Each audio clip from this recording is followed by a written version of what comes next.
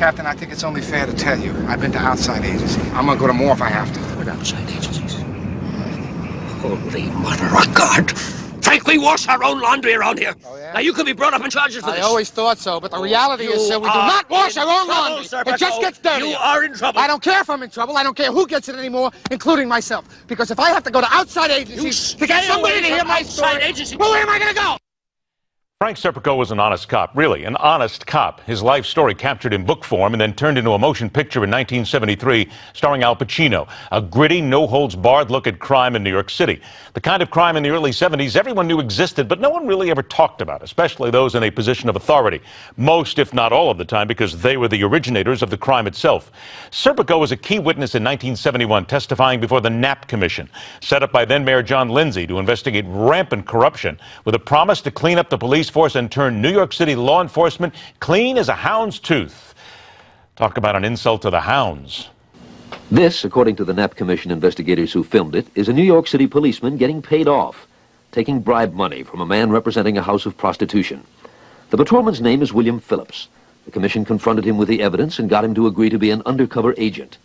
He was also the first witness at this week's public hearings. It wasn't just him, he said, it was everybody. What percentage of the plainclothesmen assigned to the division, to the 6th Division at that time, do you feel participated in the pad?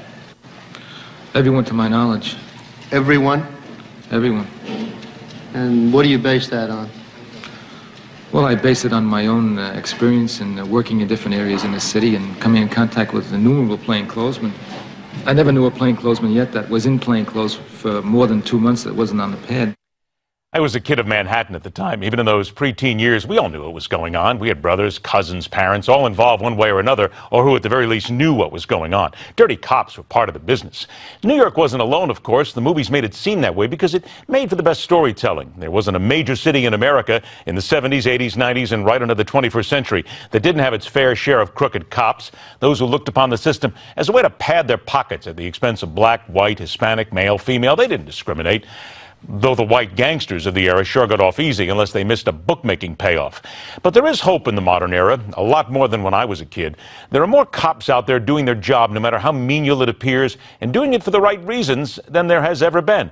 Putting their lives on the line every day, every night, and more than ever in the back of their minds is the thinking they won't be coming home again because of a society that sees them always as the enemy and always as an easy target. A massive manhunt underway for this man accused of killing a Memphis police officer in cold blood. When you look at this individual, you're looking at a coward. Ambulance is already en route. This dramatic audio just moments after police say Tremaine Wilbourn allegedly gunned down Officer Sean Bolton during what officials say was a routine traffic stop turned deadly. Passerby finding the officer bleeding on the ground. Bolton rushed to the hospital in critical condition, dying later that night. Wilbourn and the vehicle's driver reportedly fleeing the scene. The driver taken into custody Sunday but released without charges. Wilbourn still on the run this morning. A warrant for first-degree murder has been issued for his arrest.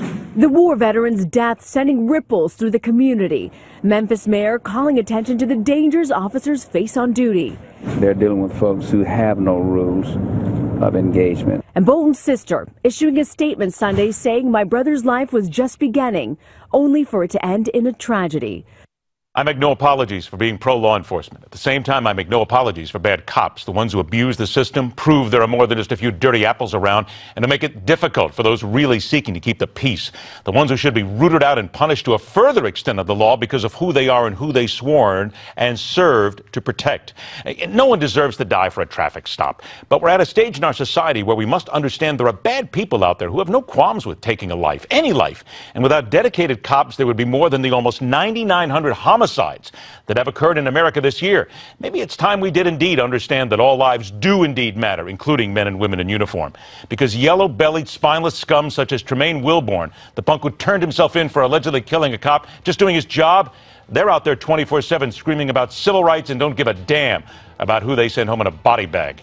That's my opinion, telling it like it is. Rock on, true believers. See you tomorrow.